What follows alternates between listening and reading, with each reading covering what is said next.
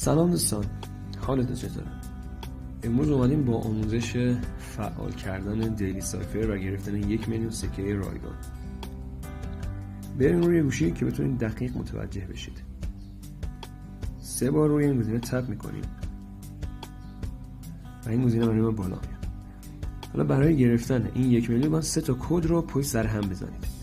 اگر نگه دارید منفی میده و ضربه بزنید یه دایره میاد. حالا نگه میداریم 1 2 3 بار میزنیم، نگه میداریم حرف دوم میاد، نگه میداریم میزنیم، نگه میداریم میزنیم و بعد از حرف سوم جایزه رو به ما میده و وقتی هر حرفم میاد یه لرزش ریزم برای گوشی ایجاد میشه و حالا میتونید جایزه رو بگیرید.